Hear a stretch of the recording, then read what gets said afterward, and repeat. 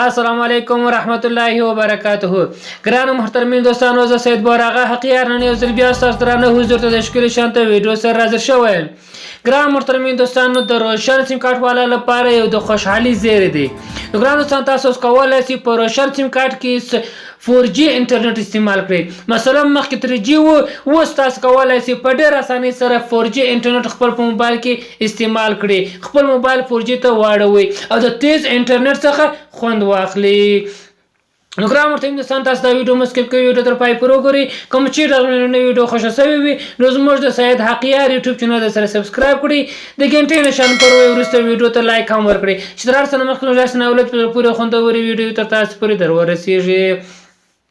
ګران محترمین دوستان، د هر څه نه مخکې موږ تاسو راځو خپل ټلیفون ته. کله چې مو کلیک کړئ انسان موږ تاسو د سفر راته خلاصیږي. کله چې موږ تاسو د سفر راته خلاص وو د نمبرو صفحه په دې ځای کې به موږ تاسو سره چې تاسو ته ګورئ ستوري 3 واره 5 بیا زینه دغه به موږ تاسو سرچ وو. کله چې مو سرچ کړئ خپل د روشن پر سیم کارت باندې، مثلا په ټلیفون کې چې مو 2 سیم کارتونه دي، بس پر روشن سیم کارت باندې به تاسو اوکې ووایئ. کله چې مو اوکې کړئ انسان موږ تاسو د سرچینګ ځای شروع کیږي. کله د سرچینګ شروع شو او وروسته موږ تاسو به داسې اپشن را خلاصیږي. کله چې دا اپشن راته خلاص وو، دلته 100 دانې اپشنان دي، 100 برنامې دي، معنا 100 نمبرونه انتخابیږي. دلته به موږ تاسو ته وایو تاسو کوم انتخابوئ. موږ تاسو به 2 به انتخاب کوو ځکه چې دا د ډاټا سره موږ کار دی. په ډاټا پر 2 به انتخاب کوو، سینډ به پر کلیک کوو. کله چې سینډ پر کلیک موږ تاسو د سفر خلاصیږي. کله چې سفر تر خلاص وو، دلته موږ تاسو بیا هغه نور 100 اپشنان دي.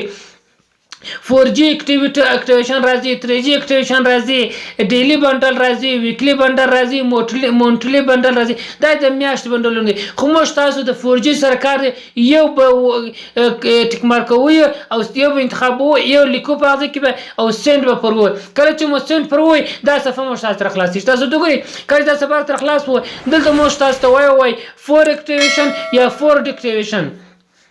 مثلا تاسو یو وای، مثلا 4G تاسو انتخابوئ کنه انتخابوئ. موږ تاسو وایو 4G انتخابوئ، بیا به تاسو یو په دې ځای کې ورکړئ، بیا به سینډ پر ووایئ. کله چې مو سینډ پر ووایئ داسې میسج موږ تاسو راځي. دا ماته خو داسې میسج رالیکم دا زموږ دغه سیم کارت چې موږ تاسو 4G لګولې وای. ډیر کسټمر یو already activate د سرویس. مثلا تاسو مخکې دغه اکټیویټ کړی دی.